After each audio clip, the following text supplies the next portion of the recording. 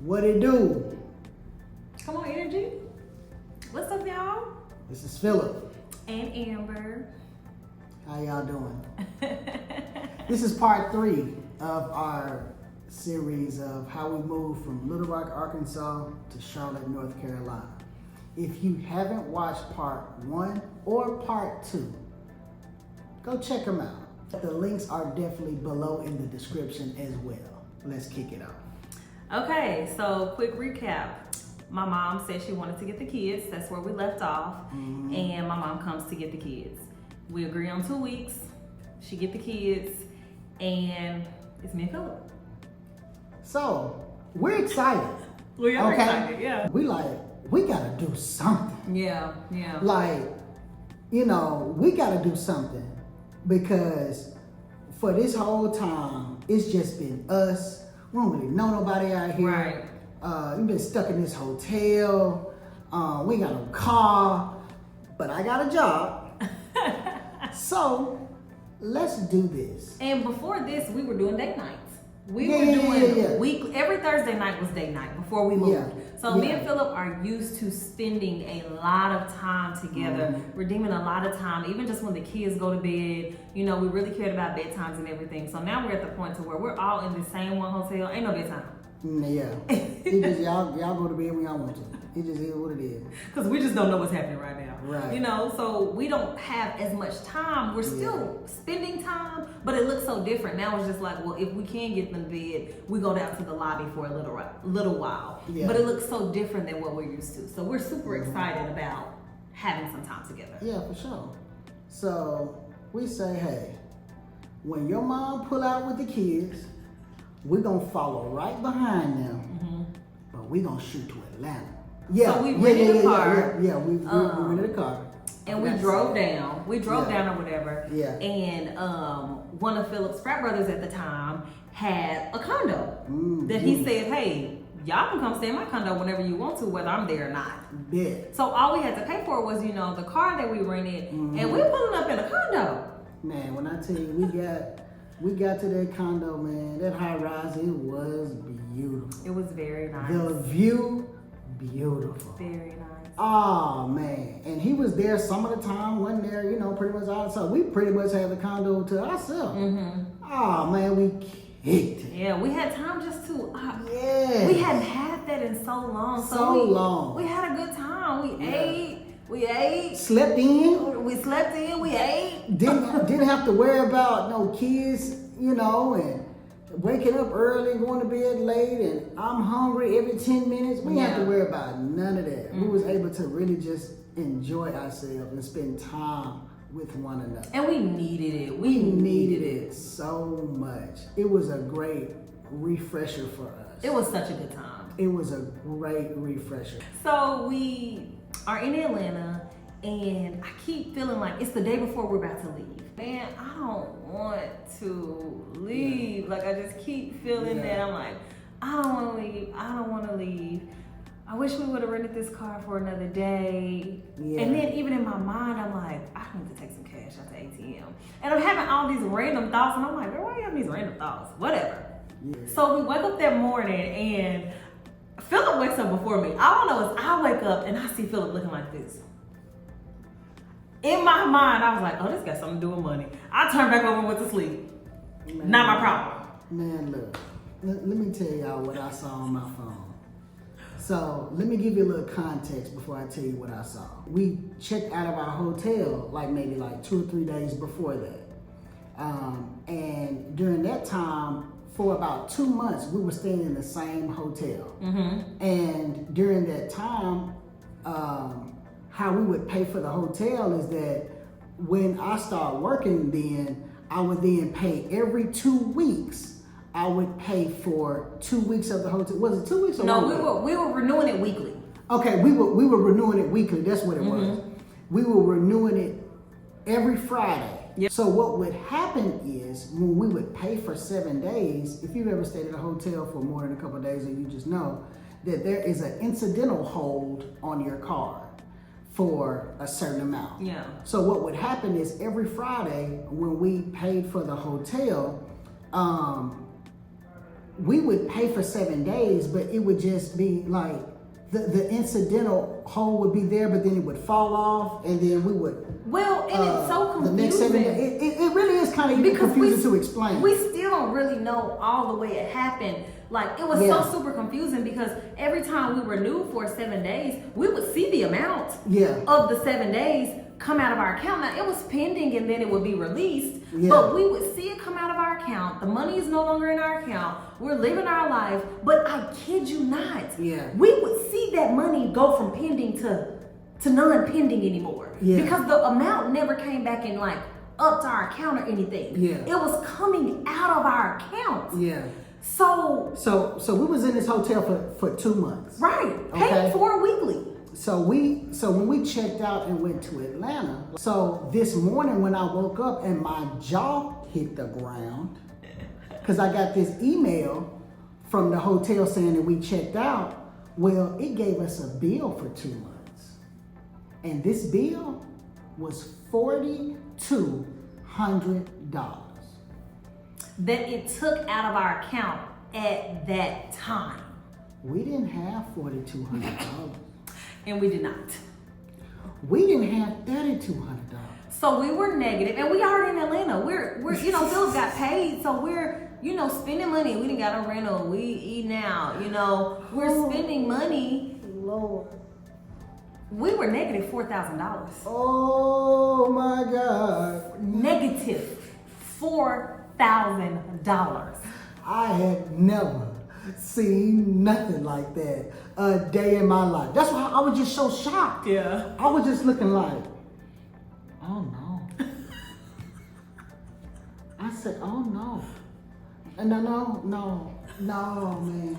But see, let me tell you even this though, because during this time I had so much growth even in finding this out, because 2 months before, if I would have saw this in Little Rock, before we came out to Charlotte, like if I would have saw this in Little Rock, I would have had a flat out panic attack. Absolutely. I would have started crying.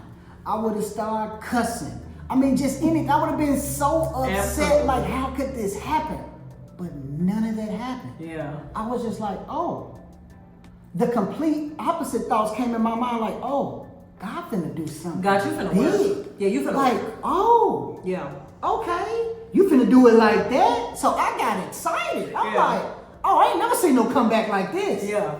Oh, this finna be for the books. Yeah. Because we negative $4,000. Okay, watch how my God works. That part. Okay, that watch part. this. That part. So that's how I started thinking. So I went from like shock to like, I'm confident now. Like now I'm expecting. Yeah. Like, okay, I'm expecting something big to happen. Absolutely. Because this $4,000, this is beyond me. This ain't even my problem. That part. This ain't even my That's issue. how I felt. I was like, Lord, this ain't my problem. Father, what are you doing here? This might as well not even have my name on this account because it's so much beneath me. It don't belong to me. No, it can't. Ain't no way. So that was a lot for us. Yeah, because it was as expecting as we were, as excited as we were. We still have one more day in Atlanta. Mm-hmm. So we're going throughout this day in Atlanta or whatever, and it's like we got to get back because we rented this car that we have to turn back in. Mm-hmm. Because if not, we could have stayed in the condo as long as we needed to stay in the condo. Right.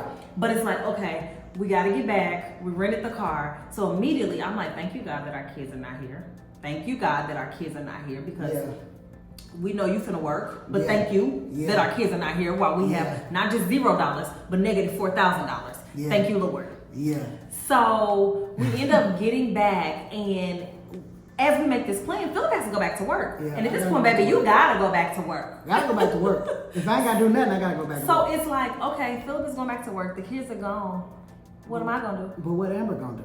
And we can't even check into a hotel because we ain't got no money. We don't have a dime. Like, we don't have any money. Like, none. So we end up, I'm like, okay, Philip, just drop me off at the coffee shop. Yeah. I'm at the coffee shop. I'm sitting at the coffee shop all day. Philip drops me off. He go turn the car in. And luckily where he turned the car in was close to his job. He just walked to work. Mm-hmm. So Philip at work. I'm at work. I'm at the coffee shop. I'm expecting. I got my.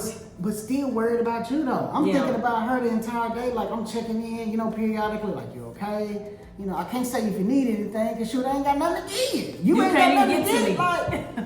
Like God, dog. You know what I'm saying? Like this was a tough day. It was a very tough day. It was a tough. And mind you, he dropped me off at like 6 o'clock in the morning. Yeah. Because he had to be at work. I had to be at work super early. So it's still dark outside. Yeah, it's I'm still back dark. in Charlotte, but I'm in Charlotte. I don't know nobody. Right. So I'm at the coffee shop. I go in the bathroom. I'm like, hey, get yourself together. Lord, I'm expecting you to move and expecting you to work. So I'm there all day. Mm-hmm. I have my computer out. I'm like, just type. Tell the story, girl. Just type it up, type it up. So I'm just typing, I'm praying, I'm studying. Mm-hmm. I'm just like, every time somebody come in, I'm like, they finna bless me, they finna bless me, they finna bless me. Because at this point, I'm expecting. I'm expecting. Yeah, I'm expecting. And so I'm there all day. Mm-hmm. All day. Nothing. All day. I'm like, Lord, what you tell me to do something? Do you want me to go talk to somebody? You gonna send somebody to talk to me? I'm gonna do whatever you say. Say something. Because I'm all ears. I hear nothing. So I'm just like, God, I trust you. Look, I'm holding back tears, but God, I trust you, and I truly trust you. Yeah. So I'm still expecting. Philip is about to get off work, and he ends up getting somebody to just drop him off to me. Yeah. Because at least now we're together. At least we're together. With all our stuff. Yeah. With all our stuff. Yeah, because we got all of our stuff, you know, just the stuff that we had, because 95% of our stuff is in storage. Yeah. And we just got, you know, our luggage, our suitcase, whatever we're living out of. Mm-hmm. That's what we have. And now we're just sitting in this coffee shop. Now toward the end of the business day, we're like, what are we gonna do? So I'm like, hey, I only know one person here and I'm gonna call her. So I call my girl and I'm just like, hey, we don't know what happened, but something with the hotel. Like trying to explain that to somebody, because at the same time, I'm like, you're a whole adult. How do you get yourself into a negative $4,000 balance? You now have nowhere to lay your head. You're in a city where you know nobody. Thank the Lord your kids are not here. But how the heck did you get yourself in this mess? How? So I call her. Philip calls one of his friends who, thank the Lord, he ended up sending us $500. On like... No, he cashed at it. Yeah. So here's the thing. We can't put the money in our account. Can't do that. Because if we do, we're just going to be now negative $3,500. Can't do that. So I'm and like, I didn't okay. even ask him for $500. I just said, hey, I need some money. And so he sent us $500. He sent us $500. So he cashed out me $500. So we like, all right, how we gonna make this work?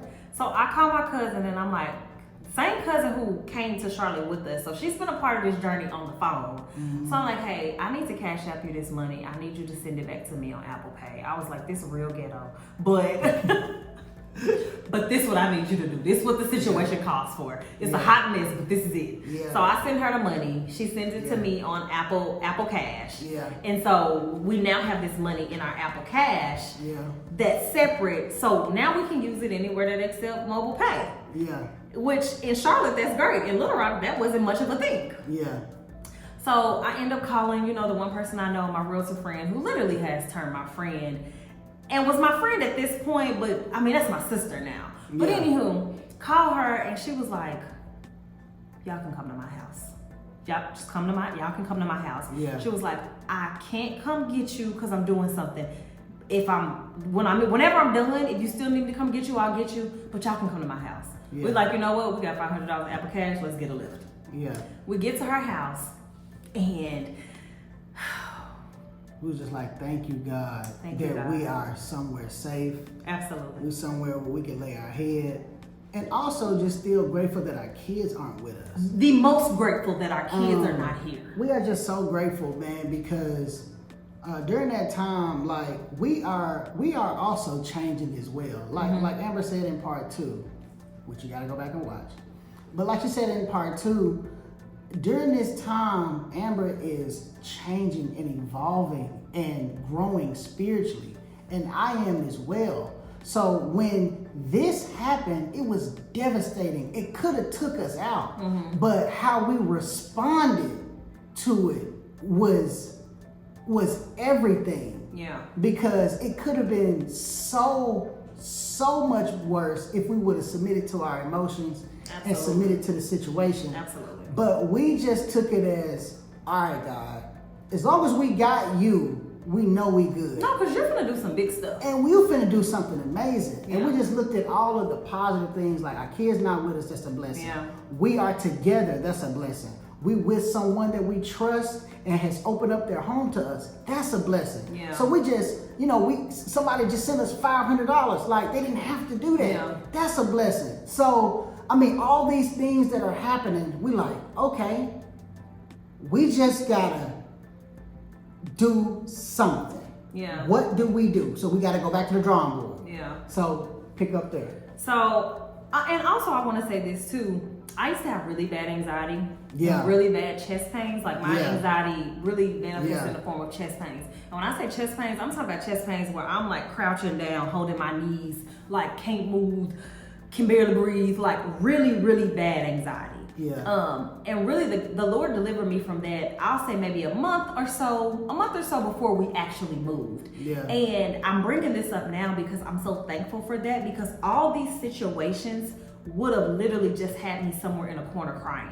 My anxiety was that bad. The smallest thing set it off. And now we're to a point to where we out here, we got nowhere to stay, we don't have no car. Now we negative $4,000. We can't even get back into the hotel that we was in. Like, it was so many things, but I had so much peace on the inside. Yeah. Even though I'm crying a lot, Yeah. even though I'm like confused, even though I'm scared, I had so much peace on the inside and so much joy. I couldn't even explain that. I'm like, Lord, this is nobody but you, because really I should be out of my mind by now. Absolutely. I should have lost it by now. Absolutely. I've had a panic attack before, Right. multiple. I shouldn't have had at least 4 or 5 panic attacks by now. At least. So at the same time, I'm so grateful because I'm like, Lord, my chest hadn't hurt one time. Not one. God, you are so good. I'm so peaceful. Thank you, Lord, for being so good. Yeah. So we get there and, we kind of talked to her about it or whatever. And she's like, well, our door is open. You can stay here. So we're in her home. She has a spare room for us. We're in this spare room, Philip working. And what we thought was going to be 2 weeks of our kids being in Little Rock turned into longer, because now we need to wait 2 weeks for Philip to get paid. Well, at first we were like, how do we do this? What we need to do? Because we actually need our bank account. We need the $4,000 to be paid off, but we actually need money now. Yeah. Y'all, we lived off that $500. For 30 days. We lived off that $500. Yeah. We ate off that $500, Yeah. which means we wouldn't eat much Not much. off that $500. Yeah. And when Philip got paid, It went toward the negative balance. it went toward that balance. So it took like 6 weeks, man.